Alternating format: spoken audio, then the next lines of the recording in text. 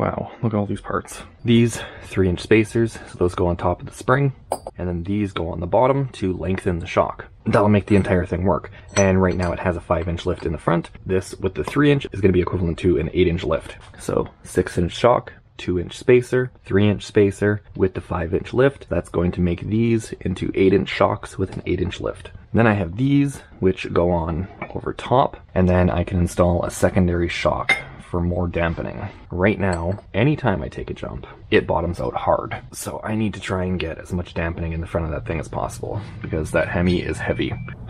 So what I have to do here, take this lever. Ow. And I'm going to take these bolts out here. That is just going to be for my specific application. It's going to be a nut on the top of the shock. And that really should be everything that holds this in. I might have to disconnect the steering linkage. I'm not entirely sure yet. I don't really remember. But essentially what I have to do is I have to jack the truck up from the frame, not from the axle. So I'm going to need height. Now normally you do this on a hoist, and I have these railway ties which are gonna come in handy, and I'll explain. So now normally what you would do is you'd jack a truck up by the axle, except because we have to have the axle hang down, I need to jack it up from the frame. This is already a very large distance, and I'm gonna have to exceed the amount of drop from the suspension and then the lift that's going in. We're gonna have to have this thing really high up. So my plan is to use railway ties, which I have for fixing the foundation on the house. Now, these things you can pick up really cheap. Like here in Canada where things are like absurdly expensive, you can still get these things for about 20 bucks each. Basically what I'm gonna do is I'm just gonna lay it right across. Got John Cena, making sure everything goes good. And then right here, I have these two 20-ton bottle jacks. These here are hydraulic and pneumatic, so you can pump them or you can use a compressor, which is gonna make my life significantly easier now that I've just run that new airline.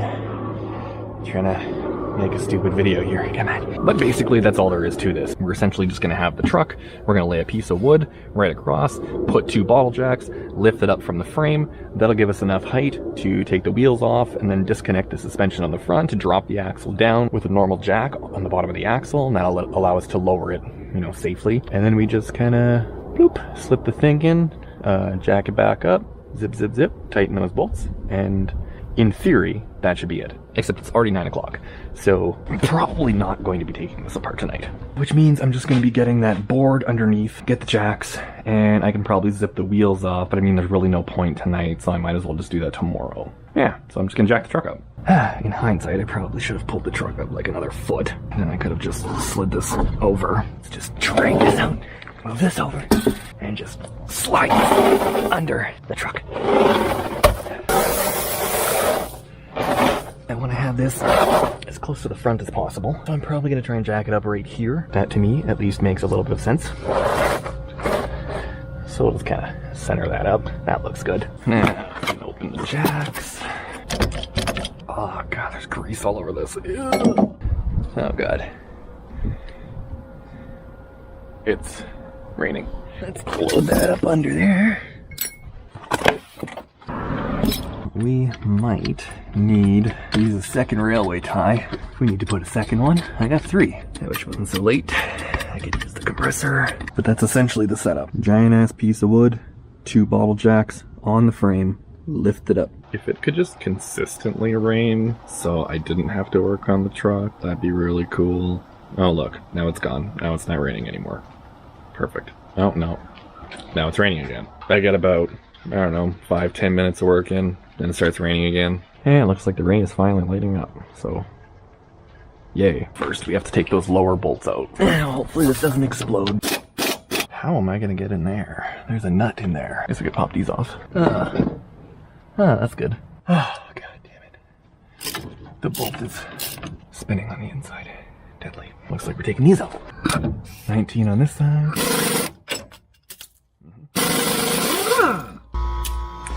Neat.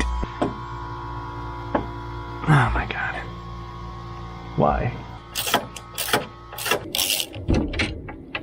Yeah, man. There we are. And the one in there is also a 17. Where'd that go? Oh god, it's gone forever. I wonder if I can get a wrench in there without having to take this off. Oh, look at that. I can get a wrench in here. No bueno. It's gonna be a nightmare to get in there. Guess we could crack these loose. I'm gonna need a 14. Hey, look at that. I didn't even need the vice grips. Normally you'd attach the vice grips right here. And this does have load on it, so it's gonna move up. Yep, there we are. It's gone forever. I had to remove the whole fender liner to get at that one, because it's underneath the battery box. And I couldn't break it free with the wrench. Ratchet with a 15, got it off. I used the universal so I could get this one on an angle through the engine bay. That's pretty much it. What's going on, Squirt? Are you helping out? Let's get up, push this in. Now I gotta get in here. Get that off. Now I just gotta get in here. Push this down. Get the spring out. Oh yeah. That's totaled. Good stuff. Let's pop this off. Of course. You always gotta be one troublemaker in the group. Don't strip while you do this. I had a shop do the shocks when it was in for the safety. And they've completely rounded over this nut in here. I've tried torches, wrenches, vice grips, everything. So I got two options.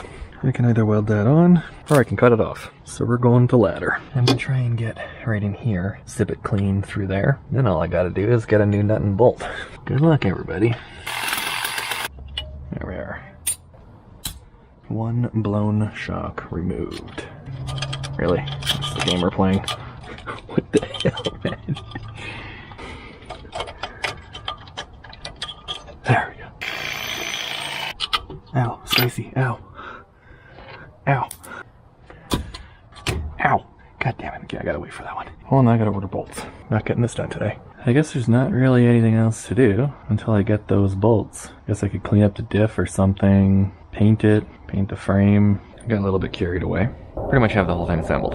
Shock mounts down there, got the new bolt, spring goes on, little rubber guy goes right here so it doesn't make any noise. I got the giant spacer, which goes in here. It's the proper one for a 2500 or 3500 now, so it actually fits. Then right here's the bracket for the second shock, which I don't have yet, but at least I can leave the brackets on, and then at a later date, when I get the shock, I can literally just bolt it in. I don't even have to do anything. I can turn the wheel and then get in here to hook it up. This little adapter right here. This goes here, and then the shock mounts into here, and it goes up and does shock things. But the issue is that with this far enough down that it lines up with the hole, you can actually put the new bolt all the way through to hold the shock in place, and you can just lean it over and get the bolt through, and then lean it this way to get the nut on. But then once it's centered, you can't get anything in here to torque it, and you're not supposed to torque any kind of suspension stuff until you have load on it. You would essentially have to attach this to the shock, torque everything in place, just hope that it's the right position, and then put it in as one full unit. Two things. One is that shocks for this have space. They wiggle back and forth. You can see right here that there's space. So my fix for this was to get a washer, and I just drilled it out a little bit bigger. With this washer in place, there's virtually no movement, so it works. And then with this torque down, it actually snugs up pretty good. So that was my fix. But the issue with the Bilsteins is that they've actually taken that into consideration, and the sleeve between the bushing is physically wider to remove that gap, which means that the Bilsteins don't actually fit in here because this is designed to fit with no gap on a factory strut, or at least one made to OE specifications. This does not fit on the Bilsteins. I'd have to grind these down a little bit, then I'd have to torque it in place, make sure everything's good, and then install it as one full unit in here with a washer in there to stop all the movement back and forth, and then I can install it as one full thing. And the next issue is that with the nut and bolt on each side, you don't have as much side-to-side movement, and you need that movement as far over in order to get the spring over top of the shock. I'm not like 100% sure how you're actually supposed to install this, because even if I did have like OE replacements with the same dimensions for the bushing on the bottom, and I got this in, and I could bolt it all together, or even if I shaved it down and I attached it to the Bilsteins, with that shock extended, I still can't get this in and have it lean over enough that I can get the spring on the shock. The only thing I could think of to actually attach that would be to take the fenders off, so that way I don't have all of this in the way, and I could put the spring on right from the top. And that's about the only thing that I could think of where this would work. After looking up part number for the shocks, I was trying to see if maybe now, because I bought those a few years ago and they didn't make shocks for an 8-inch lift, and I was thinking, maybe they make shocks for an 8-inch lift now. So I started looking them up, and I actually did find shocks. It said they're for a 6 to 8-inch lift. And I was looking at them, I looked at the part number, and then I searched for that specific part number to try and find more things, and it's these ones. So these are the shocks that are online that they say fit a 6 to 8-inch lift. I'm gonna run them without it. Hopefully I won't have any issues. So the shock right here is the one that is for a 6 to 8-inch lift. And you can see that it doesn't fit. But if we take the blown one, it fits right in. When a shock is made to the OE specifications, it has that gap in it, which then I would require this washer to eliminate that gap, which will eliminate the noise, because these will make like a clunk noise over time or whatever. And that's from those two brackets not being able to push close enough together because of the torque spec. So you actually have to over torque them in order to close the gap by literally forcing the metal together. So having a washer with the hole drilled to the appropriate size needed, that would work out. Excellent. These shocks here eliminate that gap. So these shocks are actually a fix for that like front rattle or whatever. And I also finished epoxy coating all of the bottom of the truck while I was waiting for stuff to come in, because those right there are for a 1500 or a 2-wheel drive 2500 or 3500, because the front spring diameter on those is physically smaller, whereas the new black one that I ended up getting over there, that's actually for a 2500 to 3500 4-wheel drive. So while I was waiting for those parts to come in, you know, I had time to kill, and I started making a video of cleaning all the rust and everything, with the incredibly annoying task of wiping rust and everything off of the camera continuously. And for how long that actually took, I just decided that I don't need to make a video about that. Doing that amount of work absolutely sucked, and repeating that much time to edit that footage, not happening. Don't need to do it. Plus, I mean, like, the principle itself is really easy. You remove as much rust as possible, you coat it with a rust inhibitor, then you spray it down with epoxy paint, and it hardens extremely hard, rust proofs all the crap on the bottom, and it looks like rice's shit. So I don't know, that's kind of neat, I guess. But I guess now I should probably stop procrastinating doing this. Oh god, it's almost 10 in the morning. I literally got up at 7 to start doing this, and I've been procrastinating watching TikToks. Like I mentioned, this isn't gonna fit. Just too wide. So we need to give it some persuasion. These are actually bowed in a little bit because they were over tightened to try and eliminate that noise. I just gotta hit them back out straight. That'll work good. There we go. Slides right in. These are my new used bolts. They're $30 each, and I found a guy on eBay that was selling 4 of them for 45 bucks. They got a little bit of rust on them, but it's fine. $30 each at the dealer versus 45 for a little bit of rust. The amount of water this thing goes in anyway, it's not going to be a concern. I'm going to completely cover it with anti-seize. Because like I said, the entire front of this truck goes completely underwater. I don't care about wet torque specs. I care about getting a bolt back out. Plus, you can also calculate for wet torque specs, like if you really, really needed to. I'm fine with using factory torque specs and just having the torque being a little bit higher because they're wet torque.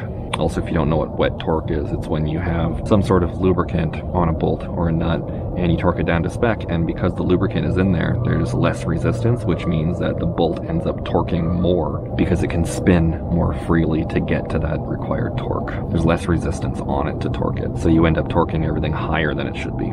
Now, this is going to go in through here. One part here. Just getting that to stick out enough that I can get the nut, and I'm just going to cover the face here. And now to get this in here, I gotta get a 21 mil wrench, put this in backwards, so with the curve of the wrench facing forward. 21 mil socket can go in here on the bolt. This can just snake in here, and we can just tighten it up until it starts threading. And these are locking nuts, so there will instantly be resistance. There we go. This is what I was talking about with the angle of this because of the spring. Where if you put that bracket on, you essentially have the thickness of this bolt. So that's as much movement as you have, and you have to try and get that spring up in here. So if you were to take the fender off, then you could pretty much get it all the way through. So that's the only instance where one of those spacers would actually be able to be installed. There we go. And get the little rubber donut guy. That can go right there. This can just go right in here. So I can just take these guys right here, slap them on. So when you're using these death traps, you want to make sure you're always compressing the same coil on both sides, so that way they compress evenly. This coil right here and this one, these are going to compress together. Because if you compress like here and here, then it's going to be like pulling back and forth, and it puts excess load on each one individually. And I'm going to put this on return back to normal and just send her home. And we just slide that right in. Wow, look at that. It's almost like it was meant to be. Now we got it in here. Start loosening this off. Now we can cut this.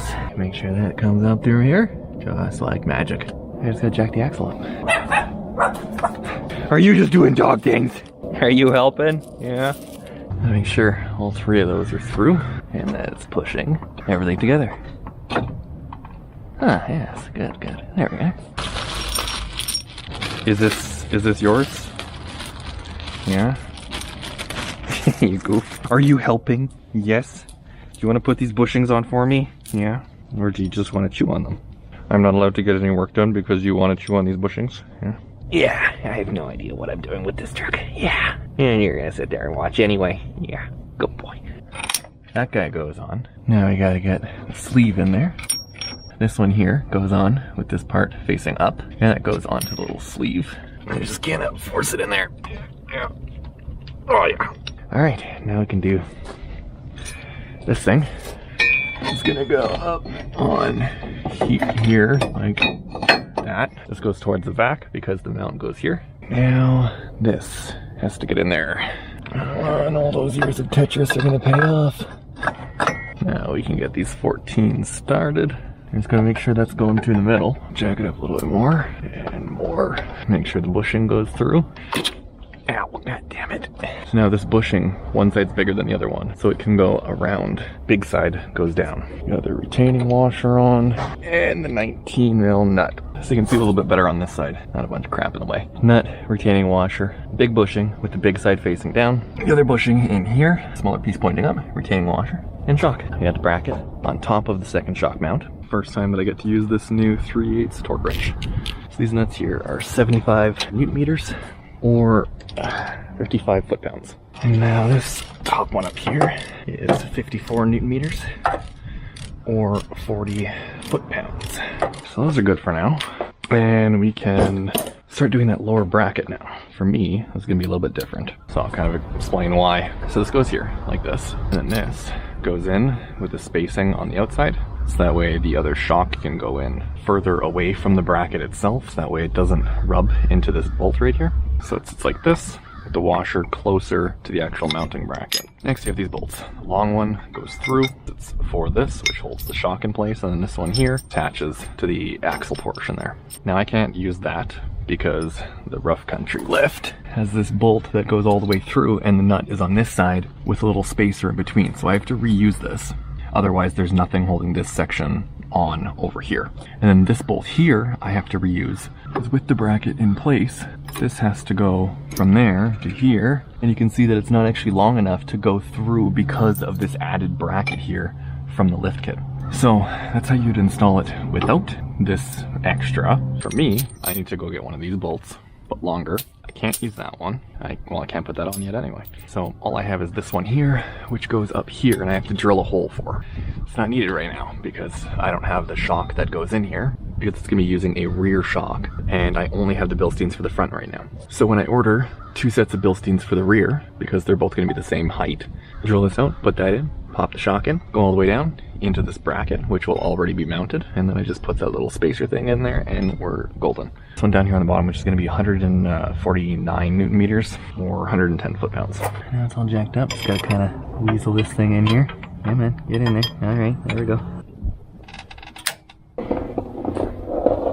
Nothing about this is ever fun. Oh my god, those are heavy. When I had the 35s on here, they were 98 pounds each. Now I got 37. These got to be over 100 pounds. And I wonder why I have a bad back. Not doing it isn't going to get it done. It's not like it's going to get any easier. These are 146 pounds each. Oh my god. That's where my fuel economy is going.